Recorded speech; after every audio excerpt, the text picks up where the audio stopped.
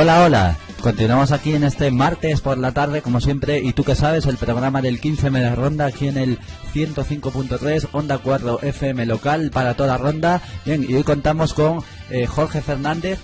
Buenas tardes, Jorge. Buenas tardes. Y Julián Batioli. Buenas tardes, Julián. Buenas tardes, ¿qué tal? Ellos de nuevas generaciones del PP, pero eso sí, como independientes en esa formación. Bien, pasamos ya a la primera pregunta de la entrevista. Buenas tardes, José. Buenas tardes. La primera pregunta que quería hacerle era ¿qué os parece el programa electoral que hizo el PP en su momento y que no está cumpliendo? Bueno, algunos puntos sí se han cumplido, como podría ser el de la ley del aborto, pero se puede decir que si no se ha cumplido tal como se puso es por la herencia recibida y porque las circunstancias han movido a que haya que hacer medidas de urgencia. Claro, pero os quejáis, o se queja el PP de la herencia recibida del PSOE, pero el PSOE no hizo otra cosa que lo mismo que está haciendo el PP. Había hecho exactamente lo mismo que empezó el PSOE. Bueno, es que también se puede decir que engañaron en la cifra de déficit 2 puntos por encima, que eso mueve a que tengan que hacerse unas medidas que a nadie le gusta realizar porque son muy impopulares, pero si tienen que hacerse es por el bien de España, pero y bueno, también motivadas por Europa. ¿No creéis que existen alternativas a las medidas que se están haciendo? Hay muchas alternativas, la verdad, pero pensando en la herencia que hemos recibido, y estamos hablando de muchos regalos, muchos beneficios a la sociedad, en un momento en el que no se podía entregar. Pero alternativa como una auditoría a empresas de gran facturación para erradicar el fraude a gran escala en vez de subir IVA. Pero yo pienso que si recorta al empresario, el empresario es el que crea empleo. Si tú das, las ayudas son buenas, pero las ayudas terminan gastándose. ¿Qué hay que hacer? Hay que motivar el empleo, y la reforma laboral sin duda se ha hecho para eso, para motivar la creación de empleo, que este año se ha conseguido. Estamos viendo la luz al final del túnel. Hombre, se ha conseguido, no diría así exactamente, ¿no? Aquí tengo una gráfica del paro de Zapatero y de Rajoy, ¿no? Desde el 2008 hasta el 2013. Podéis ver cómo, aparte de este ascenso brutal que hubo en el 2008, el paro iba siendo gradual hasta la primera reforma que hizo el PSOE y metió un subidón. Después, cuando hizo la reforma el PP, no hizo otra cosa que subir más todavía. Pero se puede decir también que aunque es verdad que el paro ha subido, es una gran índice de recuperación que incluso con desempleo haya subido el PIB en este final de 2013, como ya se predijo de tiempo. Claro, pero... Y que el FMI justo ahora haya triplicado la previsión de crecimiento para este año en España. Pero el FMI también es, si no recuerdo mal, el que al principio del 2014 dijo que las previsiones del PP para el empleo eran falsas, que no solo iba a ascender, sino que no iba a ascender, sino que iba a descender un par de puntos. Nosotros lo que creemos es que, sinceramente, las medidas que se están tomando necesitan un tiempo para que sean efectivas, porque la verdad que hemos tenido muchos intentos y ninguno ha sido nefasto. Estamos hablando como, por ejemplo, el Plan E, en el que mucho dinero se ha perdido. Bueno, y hablando del Plan E, es vergonzoso que había pequeñas obras en el que el cartel del anunciativo del Plan E valía más en sí que la misma obra. Los carteles del Plan E han costado 30 millones para el Estado, que se podrían haber subido en pensiones de orfandad o viudedad. Y sinceramente 30 millones son muchas familias, significan mucho dinero, y son solo carteles informativos. Yo creo que hay muchas formas de conseguir que las familias tengan más futuro, y un cartel no les sirve. Totalmente de acuerdo, pero claro, eso no quita que el PP haya tomado la medida que ha tomado. Fuera de todo eso, la reforma laboral, como estábamos hablando antes, pues no ha traído nada bueno. Supresión de la mayoría de bonificaciones a la contratación, como la supresión de la paga extra de Navidad para funcionarios, reducción de días libres, aceleración de procesos de retraso en la edad de jubilación, reducción de la prestación por desempleo. En fin, un montón de medidas. Tengo aquí una gran lista que no voy a montarlo todo, pero... Bueno, Zapatero fue el primero que puso la jubilación a los 67 años. Claro, eso es lo que os he dicho al principio, ¿no? Que no habéis hecho otra cosa que seguir la herencia que os ha dejado Zapatero. en vez de quitarla, como prometisteis, habéis seguido las mismas medidas, solo que multiplicadas por 10. Tanto la reforma laboral como, ya digo, atrasar la edad de jubilación, reducción de prestación por desempleo, todo eso. Estas medidas no funcionan en un abrir y cerrar de ojos. Si ponemos una medida un día, va a repercutir a lo largo de 2, 3 o 4 años. Pero hay alternativas mejores a todo esto, ¿no? Que no hay que esperar ni 3 ni 4 años, ni 5 ni 6. Bueno, un momento, 3 o 4 años que las personas lo están pasando realmente mal. Ya vemos, incluso aquí en Ronda Ciudad Pequeña, personas buscando los contenedores comida para darle a su hijo. En fin, y no creo que esas personas se merezcan estar 3, 4, 5, 6 años, lo que sea, más sufriendo eso. La verdad es que es algo muy triste, es algo muy desagradable, pero que si usted piensa que hay distintas alternativas, España es un país democrático. España está para oír a todo el mundo y que todo el mundo pueda dar su alternativa. Correcto, solo que cuando la mayoría absoluta la tiene el PP, se dedica a hacer las medidas que hemos estado diciendo antes, y hay posibles alternativas, ¿no? Eliminación de puestos de políticos directivos, de sociedades inútiles vinculadas al gobierno, reducción drástica de asesores políticos, eliminación de coches oficiales para políticos, eliminación de dietas, complementos, sueldos duplicados para diputados y políticos en general, prohibición para políticos de recurrir a la libre designación de cargos públicos sin que medie un concurso público o una oposición, porque eso lo único que hace es enchufe, amiguismos. El Partido Popular está gobernando con la legitimidad que ha conseguido en las urnas.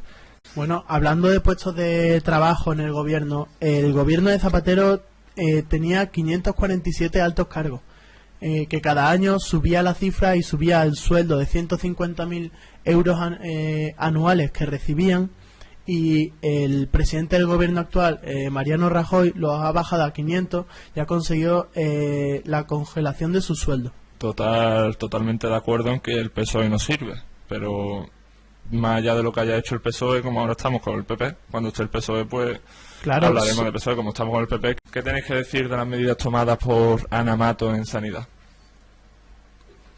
Que si se han hecho, si algunas son un poco, digamos, impopulares, para asegurar que valga redundancia, asegurar que la seguridad social pueda seguir manteniendo a los españoles, porque la hucha tiene dinero, pero el dinero llega un momento que se acaba. Es curioso, y es insostenible. Pero es curioso el cómo Ana Mato pretende seguir con la sanidad pública, ¿no? En Madrid se ha privatizado unos 18 hospitales, creo que era. Bueno, privatizar, no sé si, supongo que lo sabrá, pero merece la pena recordar que las comunidades autónomas que más hospital y más sanidad privada tienen son Cataluña y Andalucía. Madrid es un gobierno llevado por el PP. Sí. Y en Andalucía lo lleva la izquierda, lo lleva el PSOE en coalición, como hemos dicho antes. La revuelta que se ha formado, las reivindicaciones que se están pidiendo en Madrid, yo no he visto en ningún momento que se pida en Andalucía, y estamos hablando de un 87% de las resonancias magnéticas que se hacen en hospitales privados. Y sin irnos más lejos, el Hospital de la Costa del Sol se estuvo viendo hace unos años para privatizar, y en ningún momento ha habido ninguna huelga ni ha habido ninguna protesta. Aquí estamos todavía esperando la marea blanca, que no ha aparecido por ningún lado. Tan solo tenéis que ir a Málaga. En otras ciudades la verdad es que no suelo informarme mucho sobre no conviene informarse. Que hay manifestaciones. Ya te digo que yo ni PSOE ni Izquierda Unida. Fuera parte de la privatización de hospitales, implantación del copago o la implantación del repago de ambulancias, suspensión de servicios y especialidades en cientos de hospitales y cientos de centros de salud de todo el país. ¿Qué tenéis que decir a esas medidas? La verdad que es algo muy triste que muchos de nosotros no podamos recibir la sanidad que merecemos, porque es verdad, los recortes no han venido bien a nadie. Estamos teniendo pocos pocos resultados, pero en un momento en el que escasea el dinero, yo creo que es bastante necesario tomar estas medidas. No creo que haya ajustarse recortando la sanidad a las personas cuando es un derecho universal y gratuito. Dentro de la sanidad vamos a hablar del machismo. ¿Creéis que el PP es un gobierno machista? No, ni mucho menos. Yo creo que no. Fíjense, la persona que más poder acumula en la democracia española es Soraya Sáenz de Santa María, es una mujer. Así Bueno, que se podría decir que no es machista, ni mucho menos. Sí, pero los recortes del PP dicen todo lo contrario, ¿no? Pero bueno, yo creo que con el ejemplo está demostrando que no es un partido machista. Y totalmente promueve la igualdad de los seres humanos, de los conjuntos de los españoles. No la promueve y la ha demostrado en educación, que eso ahora hablaremos en educación, entraremos más a fondo en la ley 11, pero lo ha demostrado sobre todo bajando, por ejemplo, un 1,5 los presupuestos generales del Estado para el 2014. Y ya ha bajado un 22,5% respecto al 2008 para la violencia de género. Los recortes tienen que afectar a todo el sector de la población. Pero no... cuando los recortes cuestan vidas, pues yo creo que no se deberían de hacer. A la vez dice que no se va a contabilizar como víctima de la violencia de género a las mujeres que no estén hospitalizadas 24 horas y que no dejen marcas. Yo personalmente, Ana Mato es una mujer. No creo que se eche piedra en su propio tejado. Ese mito de no, como soy mujer no puedo ser machista, es mentira. Las mujeres pueden ser machistas y te lo voy a demostrar de la siguiente manera con unas declaraciones de la señora Ana Botella. La Cenicienta es un ejemplo para nuestra vida por los valores que representa. Recibe los malos tratos sin rechistar. Busca consuelo en el recuerdo de su madre. Yo creo que Entonces, esas declaraciones están completamente fuera de lugar.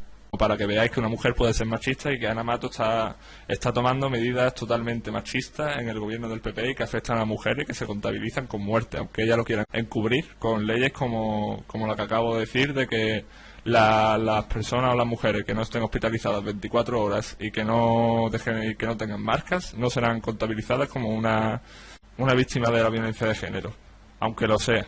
Pero dice, según ella, casi que es más fácil de contabilizarla. Que el feminismo y que es muy necesario. Bueno, yo creo que la palabra feminista no es apropiada, porque feminista solo crea el odio hacia el hombre. Yo creo que habría que erradicar el machismo, no fomentar el feminismo. ¿Qué corriente feminista has leído tú para decir que el feminismo fomenta la destrucción? No digo que la fomente, sino que el feminismo lo que promueve el odio hacia el hombre. No, todo lo contrario. Lo que habría que buscar es la igualdad de género. Hay sus distintas corrientes feministas y que yo sepa, ninguna de ellas promueve el odio hacia el hombre. Todo lo contrario, promueve la igualdad entre hombres y mujeres en un sistema patriarcal como el que vivimos. Vale, después también otros como el ataque directamente contra los derechos reproductivos de las mujeres solteras lesbianas, dejándolas sin acceso a las técnicas de reproducción asistida por la Seguridad Social. Bueno, yo creo que hay alternativas y que si no es algo que tengamos que pagar los españoles, si una mujer quiere ser madre, yo no tengo por qué pagárselo. Pero esto no tiene nada que ver con recortes, sino que es algo más ideológico, porque si te metes y buscas cuánto cuesta una inseminación artificial, verás que no supone un gasto para nada en lo que es la seguridad social. Es que no creo que sea no creo que sea un tema que deba llevar la seguridad social. Es algo más privado. Tener hijos no es algo que le convenga a España, que las mujeres sí, pero tener hijos por supuesto, pero lo que es el embarazo en sí no es algo que deba correr de la seguridad social, es algo privado que una persona individualmente decide ser madre. Y el Estado, yo entiendo que como no supone, porque aparte no supone gasto alguno para la seguridad social, es mínimo. También hay que asegurarse de que lo podrá criar, no puede darle un hijo a cualquiera. Eso es otro tema también muy bueno, porque no aseguráis de que pueda criarlo o no pueda criarlo, pero sin embargo sí que le negáis el derecho a abortar. Si una mujer de verdad no quiere quedarse embarazada, tiene medidas para evitarlo antes, durante y después del acto. Los métodos anticonceptivos también fallan. Bueno, pero tampoco lo que se puede permitir es dar como un regalo una pastilla a modo de caramelo a niñas menores de 16 años sin que lo sepan sus padres. Eso tampoco es algo que se pueda permitir. No estoy de acuerdo, pero no estoy de acuerdo aunque se le quite tampoco es que el derecho a abortar. Yo estoy en el instituto y voy a cumplir 18 años y que para salir, aunque sea al Teatro Vicente Espinel, te piden una autorización y después hay niñas que no tienen 18 años pueden abortar sin que sus padres lo sepan. Es totalmente... ¿Por qué no un tema intermedio en vez de quitarlo radicalmente? ¿Por qué? Porque es una cuestión moral del PP, es una cuestión de ideología.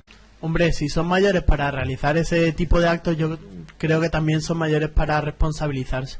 Porque, como he dicho antes, los métodos anticonceptivos son muchísimos que se ofrecen desde el instituto a cualquier farmacia. Entonces, ¿me estás comparando realizar el acto sexual con tener un hijo? Hombre, si lo sabe practicar de forma responsable, seguro que no pasa nada. Seguro no, ahí ya te he dicho que si te metes en las estadísticas verás que fallan bastante. Bueno, sí sé, pero puede estar también la píldora el día después, por si hay algún fallo en lo que sea. Y aún así yo vengo como independiente y yo estoy a favor de la ley de plazo. A mí la actual la veo demasiado restrictiva. Vengo de independiente y doy mi opinión. Bueno, entonces después de las cosas que hemos citado, ¿no creéis que el PP está tirando más a machistas que ayudar a las mujeres? Hombre, todo lo mencionado como la ilegalización del aborto son temas que el PP tenía en su propuesta electoral. Son cosas que la mayoría de personas han votado. Sí, lo sé. Y son cosas que, como un partido, lo tiene que cumplir. Pero va a hablar Yolanda. Sobre lo que ha dicho que estaba en el programa y lo tiene que cumplir, esto del aborto. Estaba en el programa no subir impuestos. Y no lo ha cumplido, lo sabéis perfectamente. Claro. Ha subido el IVA, ha subido todos los impuestos que afectan a la mayoría de las personas. En vez de subir impuestos a clase alta, no, a todo el mundo. Recorta en educación, sanidad y pensiones no las vamos a tocar, lo primero que ha caído. Porque la pensión va a subir un 0,25. Eso quiere decir que si una persona mayor cobra 400 euros, le ha subido 1 euro. Lo que hay que quedarse es que no se ha recortado, que sigue creciendo, por poco que sea, ha seguido creciendo. No se ha recortado como los demás campos de España. Le digo que prefiero que me la hubieran congelado porque yo soy viuda y tengo una pensión. Prefiero tenerla congelada a esta reforma que han hecho. Porque cuando vengan tiempos buenos, tampoco van a mirar el IPC, el índice de precio al consumo. Y vamos a seguir subiéndonos un 0,25. Para esa miseria voy a decir una cosa que me la van a cortar, que se la meta por donde les quepa. Bueno, proseguimos con la entrevista y vamos a empezar con educación. Bueno, ese tema, como somos estudiantes, la verdad es que nos afecta bastante. Bien, ¿qué os parece las medidas tomadas por el PP en educación? Los recortes que ha hecho y los cambios que ha hecho. Bueno, es una forma de mejorar la educación, que es lo que se intenta. Es una ley orgánica para la mejora de la calidad educativa, la 11. Sí, pero ese es el nombre de la ley. De claro. Mejora no creo yo que tenga mucho, ¿no? Hombre, tiene mejora porque se intenta reducir la tasa de abandono temprano en la educación. Intenta reducir. Por supuesto, y todavía no se ha llevado a cabo. Zapatero no y Rajoy intentaron reducir la tasa de paro haciendo 2 reformas laborales y fíjate por dónde vamos. Dale tiempo al tiempo que ya todo se andará. El tema es, ¿qué os parece la subida de las tasas universitarias, la ampliación de alumnos por clase en un 15%, eliminación de gran parte de las becas de lectorado en el extranjero, reducción de la contratación de interinos por el aumento de las horas de trabajo de los profesores? Bueno, yo pienso que actualmente, eso es algo que los datos dicen. Actualmente somos los peores de Europa, somos los últimos en comprensión lectora y en cálculo matemático somos los últimos de Europa. Bueno, pero eso no quita de que haya reformado otras cosas que no tienen nada que ver con la comprensión. Y en abandono escolar también, sí, habrá que cambiar algo, así no podemos seguir, podemos seguir siendo los últimos. Si tú con la 11 en la mano te das cuenta de que las medidas tomadas por el PP no son otra cosa que ideológicas, ¿vale? Y que no sirven para quitar el abandono escolar que hay en España.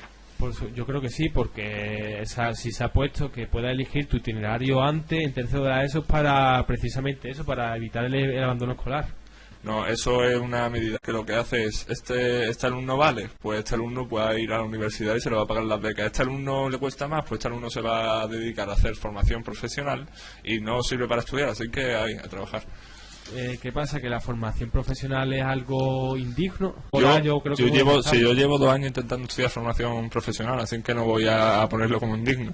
Bueno, va a hacer una pregunta, Yolanda. Es que yo pienso que las 2 horas de religión que se malgastan en los colegios debería de usarse para la comprensión de lectora, para las matemáticas y para esto que fallan nuestros alumnos.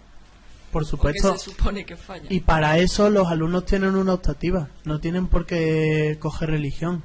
Aparte de religión tiene otra optativa que la elige el mismo centro. La religión como optativa y quitan, por ejemplo, la educación para la ciudadanía, que sirve para la igualdad entre hombres y mujeres. La religión lleva siendo optativa muchísimos años, yo creo que desde siempre, y no quiere decir que sea bueno que esté como optativa. Pero yo creo que el alumno puede decidir si quiere estudiar religión o quiere estudiar alternativa, pero ¿por qué quitan de la religión y prensa o lo que sea? ¿Por qué quitan la educación para la ciudadanía? Lo que han hecho es cambiarla y se llama una asignatura nueva que va a aprender, va a enseñar sobre los valores constitucionales.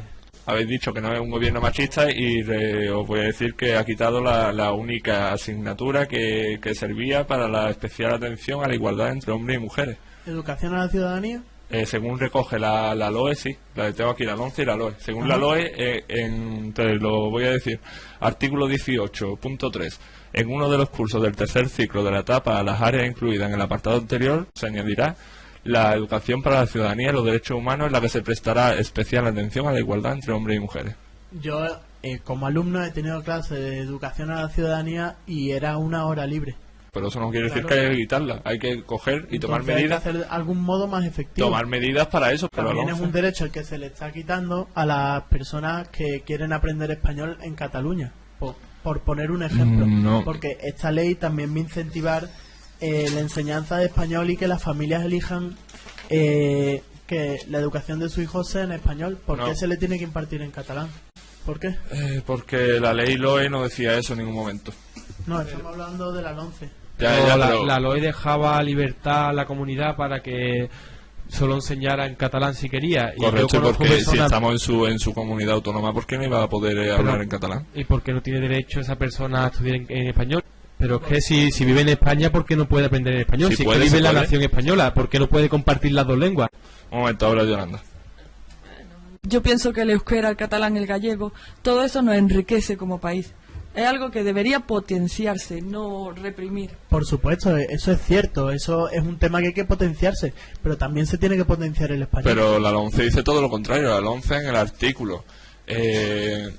Artículo 6.2b. Los contenidos comunes requerirán el 65% de los horarios escolares a las comunidades autónomas que tengan la lengua cooficial y el 75% para aquellas que no la tengan. Claro, y antes era el 55%, no el 65%. Le están quitando horas a las lenguas cooficiales. Bueno, también se puede decir que hasta ahora esas comunidades autónomas se han mostrado insurgentes y han dicho que no van a aplicar la ley. Que yo creo que yo veo muy bien por la parte de que las comunidades autónomas no quieran imponer esa ley. Pero se van a seguir impartiendo clases en euskera y se van a seguir aprendiendo. Por esa regla de 3 te digo, no, es que no hay que cambiarla porque se va a seguir impartiendo clases de lengua, entonces ¿para qué vamos a cambiarla? Es un idioma más importante, el castellano, a una lengua que solo habla un grupo reducido de personas. Más importante para ti, para ellos no. Estamos hablando de una ley que habla un grupo reducido pero de personas. Pero es que esta ley se aplican por comunidades autónomas. Entonces a nosotros no nos afecta que allí se lo quiten o se lo dejen de quitar. Le afecta a ellos nada más. Por supuesto. Tienen el derecho a hablar en español, a aprender en español. Y lo están aprendiendo. Solo que dé clases particulares de español. Entonces, ¿por qué tiene que dar clases particulares de español? ¿Por qué se tiene que gastar el dinero en aprender el idioma de su propio país? No, pero yo no he dicho clases extraescolares. ¿He dicho eso? Claro. Hostia, qué putada. Eso lo quitas. No.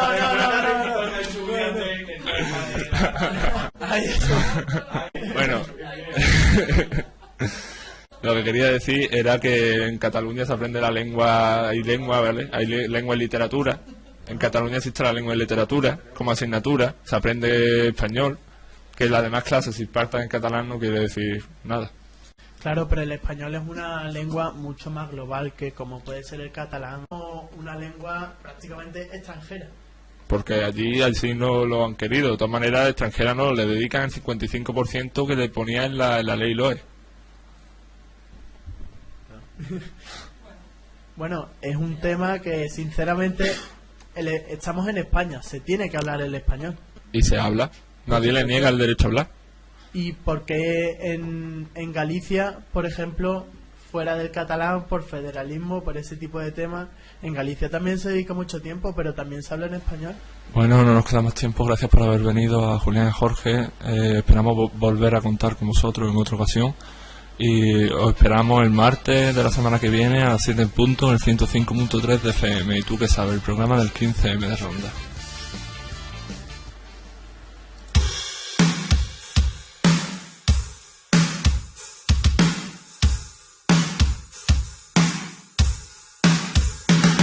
Siguen sangrando las venas del pueblo, siguen cerrando colegios, han convertido estar explotado en un privilegio. ¿El precio?